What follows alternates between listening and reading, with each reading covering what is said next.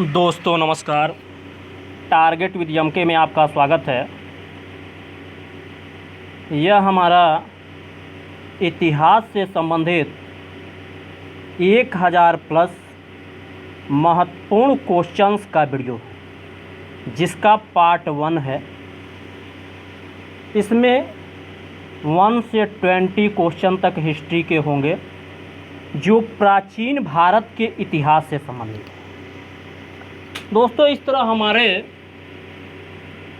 1000 plus questions का संपूर्ण series आएगा, जिसको हमने शुरू किया है।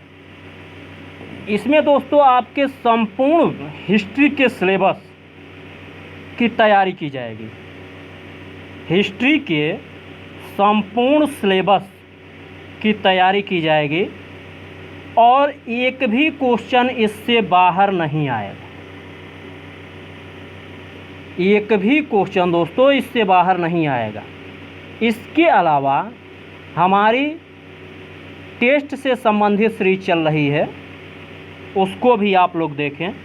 हिस्ट्री से संबंधित टेस्ट, पॉलिटी से संबंधित टेस्ट के 2 से 3 वीडियो आए हैं।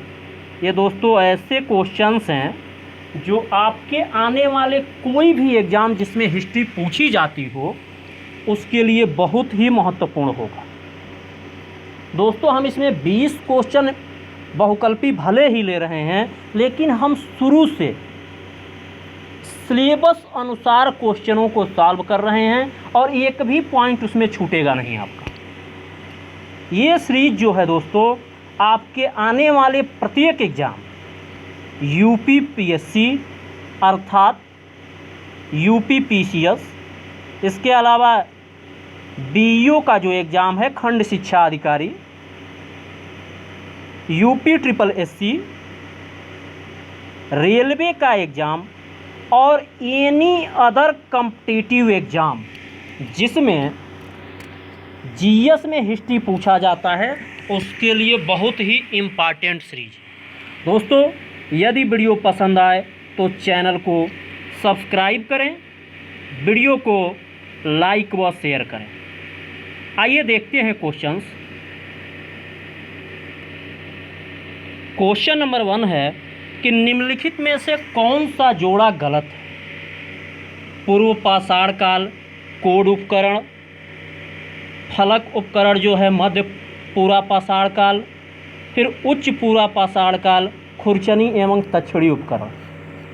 दोस्तों, इसमें ये पूछा जा रहा है कि जैसे पूरा पाषाण काल में कोड उपकरण आए थे, मध्य पूरा पाषाण काल में फलक उपकरण आए थे एंड उच्च पूरा पाषाण काल में खुरचनी एवं तक्षणी उपकरण आए थे।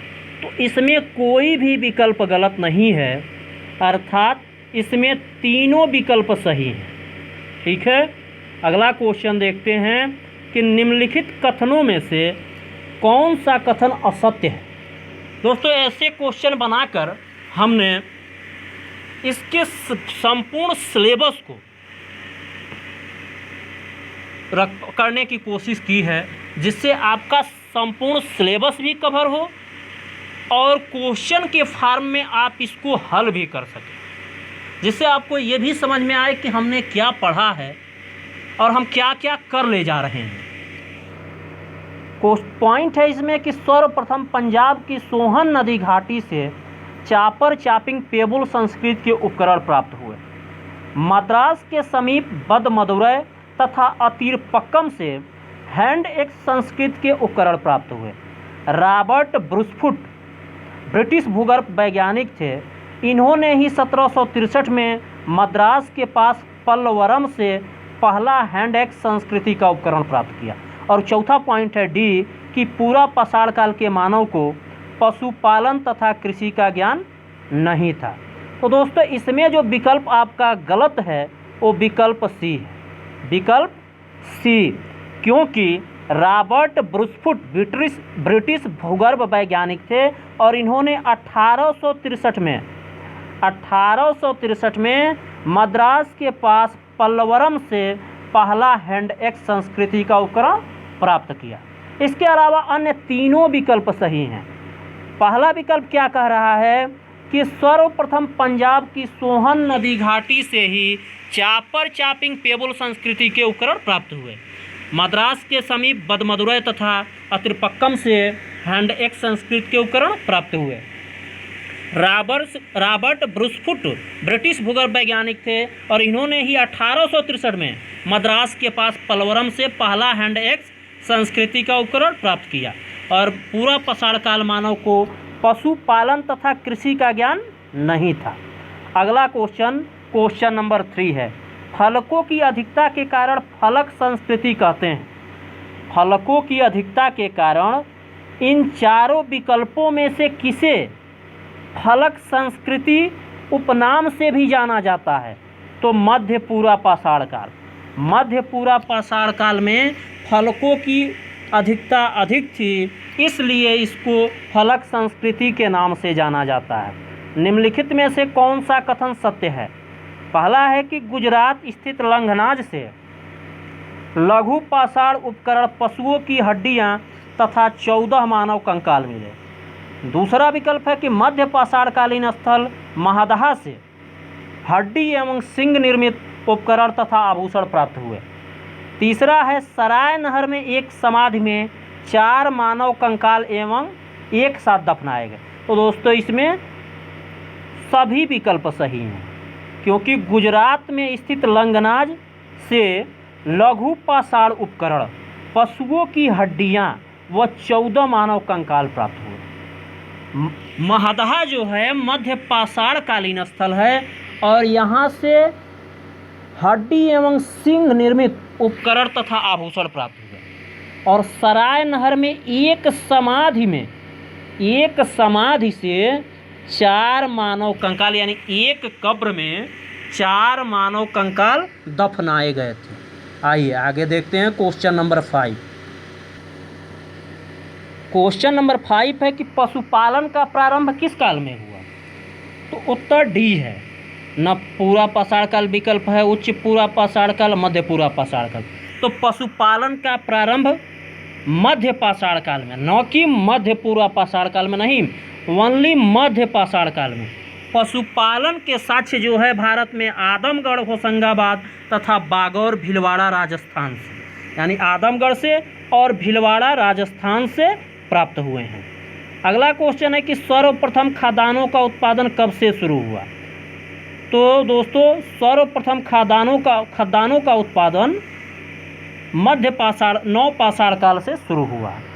उत्तर प्रदेश के संत कबीर नगर जिले में स्थित लहुरा देव से 9000 ईस्वी पूर्व से 8000 ईस्वी पूर्व, इसके पहले भी दोस्तों मेहरगढ़ महत्वपूर्ण स्थल था, लेकिन नवीनतम खोजों के अनुसार संत कबीर नगर जिले में स्थित लहुरा देव से 900 ईस्वी पूर्व से 800 ईस्वी पूर्व चावल के प्राचीनतम साक्ष्य मिले। भारतीय उपमहाद्वीप में इसके पहले प्राचीनतम कृषि का जो साक्ष्य था वो मेहरगढ़ कहाँ स्थित है? पाकिस्तान के बलूचिस्तान में से 7000 ईस्वी पूर्व गेहूं के साक्ष्य मिले, जबकि प्राचीनतम चावल के साक्ष्य वाला स्थान कोल्डिहवा बेलन नदी के तट पर स्थित इलाहाबाद के पास है।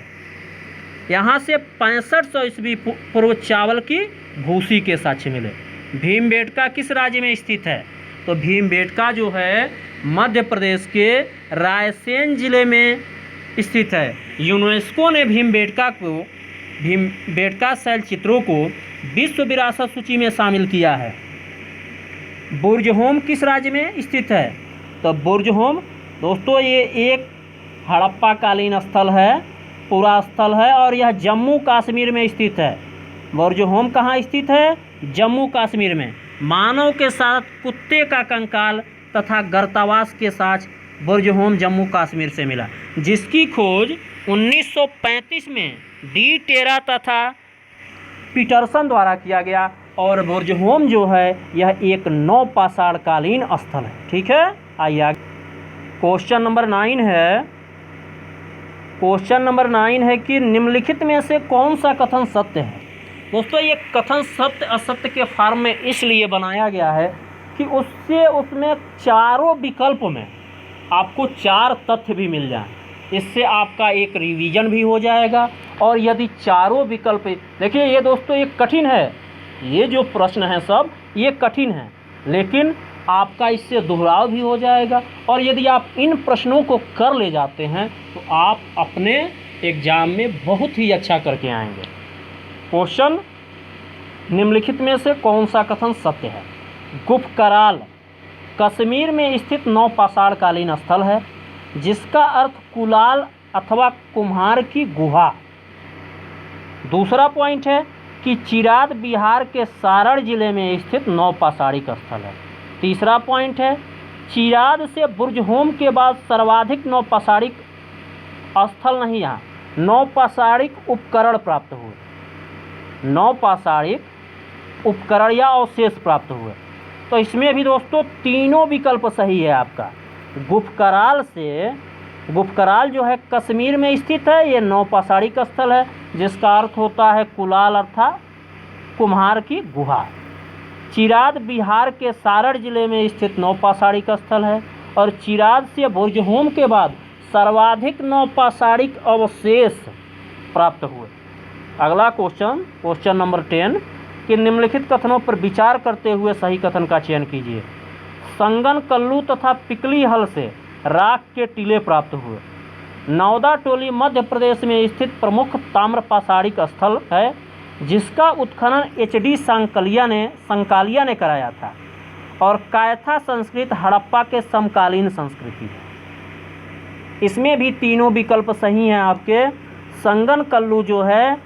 संगन कल्लू तथा पिकली हल ये दक्षिण भारत में स्थित कर्नाटक में स्थित नवपाषाणिक स्थल हैं। नवपाषाण काल की प्रमुख उपलब्धि जो है दोस्तों, कुछ अदर फैक्ट भी हैं, इम्पॉर्टेंट फैक्ट।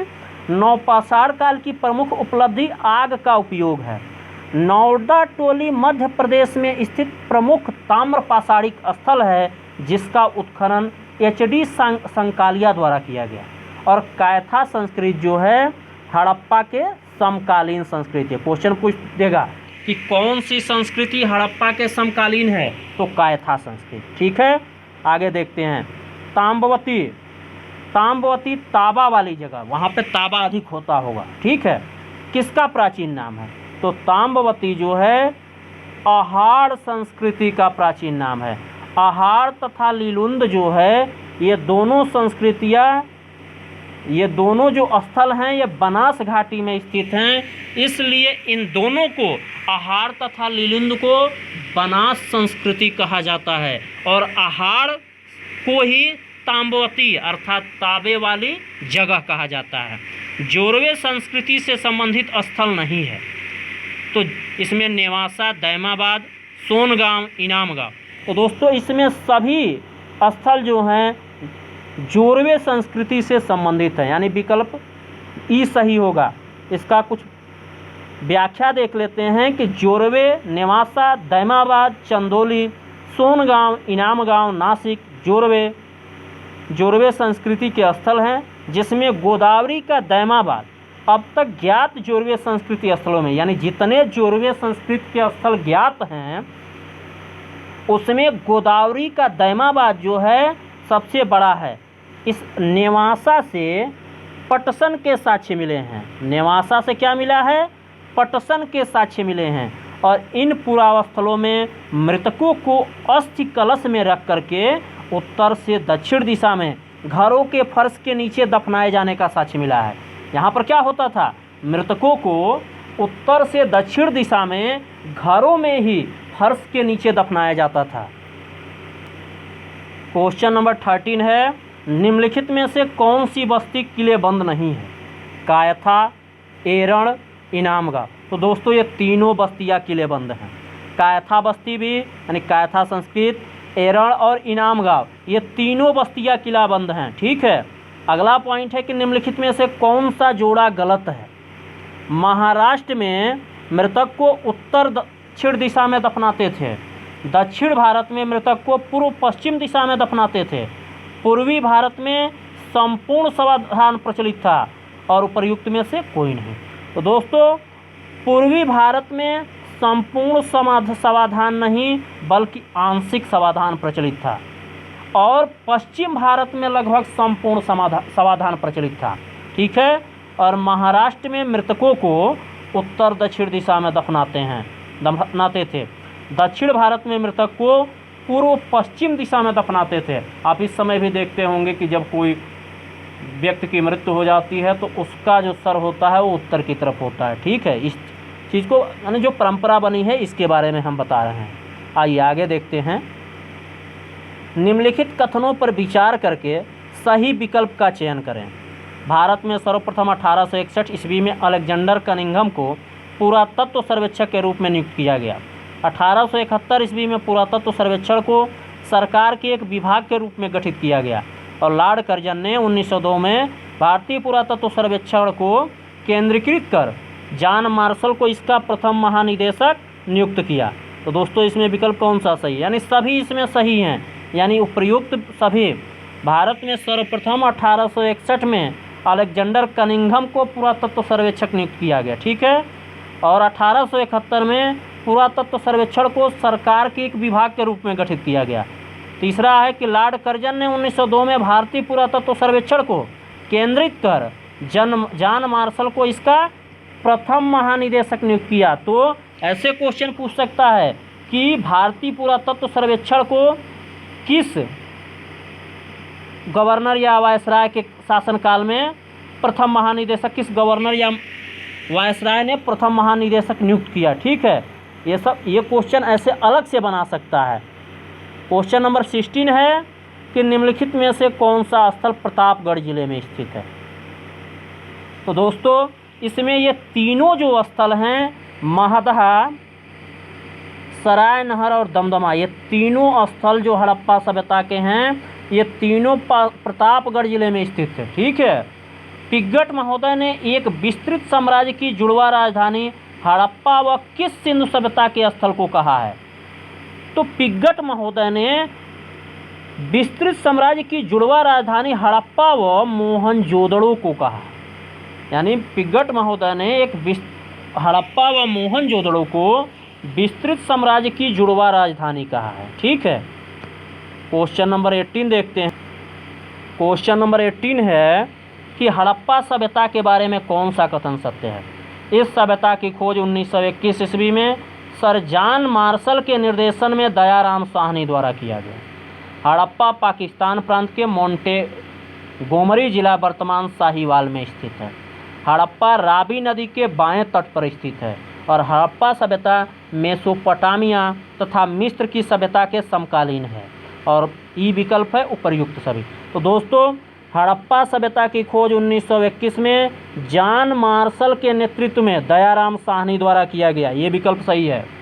दूसरा, हड़प्पा पाकिस्तान प्रांत के मोंटेगोमरी जिला वर्तमान इस समय साहिवाल जिला है में स्थित है, ये भी विकल्प सही है। और हड़प्पा जो है रावी नदी के बाएं तट पर स्थित है, ये भी सही है। और हड़प्पा सभ्यता मेसोपोटामिया तथा मिस्र की सभ्यताओं के समकालीन है, यानी ये भी विकल्प सही है। अर्थात उपयुक्त सभी विकल्प आपके सही हैं। R37 समाधि स्थल समाधि किस स्थल से मिला? तो R37 समाधि जो है आपके हड़प्पा स्थल से मिला। हड़प्पा से प्राप्त 2 टीलों में पूर्वी टीले को नगर टीला तथा पश्चिमी टीले को दुर्ग टीला कहा गया है। सिंधु सभ्यता में अभिलेख युक्त मुहरें सर्वाधिक कहाँ से मिली? हड़प्पा से मिली। और इसके अलावा मछुआरे का चित्र बर्तन पर, यानी बर्तन पर मछुआरे का चित्र, शंख का बना बैल, स्त्री के गर्भ से निकला हुआ पौधे का चित्र, जिसे उर्वरता की देवी माना जाता था। तो दोस्तों हड़प्पा से इतने अवशेष मिले हैं, लेकिन R37 कब्रिस्तान या समाधि स्थल हड़प्पा से मिला है, और ये बहुत इम्पॉर्टेंट है दोस्तों। आगे क्वेश्चन नंबर 20 और इस वीडियो का लास्ट क्वेश्चन जो है, मोहनजोदड़ो के संदर्भ में कौन सा कथन सत्य है? सिंधी भाषा में मोहनजोदड़ो का अर्थ होता है मोतियों का टीला। दूसरा, यह सिंध प्रांत के लरकाना जिले में सिंधु नदी के दाएं तट पर स्थित है, जिसकी खोज 1922 ईस्वी में राखालदास बनर्जी द्वारा किया गया। यहाँ का सर्वाधिक उल्लेखनीय स्मारक बृहत स्नानागार जिसकी लंबाई उत्तर से दक्षिण 55 मीटर एवं पूर्व से पश्चिम 33 मीटर है। इसे तत्कालीन विश्व का आश्चर्यजनक निर्माण कहा गया। मोहनजोदड़ो की सड़कें एक दूसरे को समकोण पर काटती थी, जिसे ऑक्सफोर्ड सर्कस नाम दिया गया। दोस्तों, इसमें पहला ही विकल्प गलत है। सिंधी भाषा में मोहनजोदड़ो का अर्थ मोतियों का टीला नहीं, मृतकों का टीला होता है। दूसरा पॉइंट, मोहनजोदड़ो सिंध प्रांत के लरकाना जिले में सिंध नदी के दाएं तट पर स्थित है, जिसकी खोज 1922 में राखाल दास बनर्जी द्वारा किया गया। यहाँ का सर्वाधिक उल्लेखनीय स्मारक बृहत स्नानागार है, जिसकी लंबाई उत्तर से दक्षिण 55 मीटर तथा पूर्व से पश्चिम 33 मीटर है। और इस बृहत स्नानागार को तत्कालीन विश्व का आश्चर्यजनक निर्माण कहा गया। मोहनजोदड़ो की जो सड़कें थी एक दूसरे को समकोण पर काटती थी और इसको ऑक्सफोर्ड सर्कस नाम दिया गया। इस तरह दोस्तों, ये हमारा पार्ट 1 वीडियो, जिसमें 1 से 20 क्वेश्चन थे, समाप्त हुआ। इसके बाद हमारा अगला पार्ट 2 वीडियो 21 से 40 क्वेश्चन का आएगा। दोस्तों, यदि वीडियो पसंद आए तो चैनल को सब्सक्राइब करें, वीडियो को लाइक व शेयर करें। जय हिंद दोस्तों।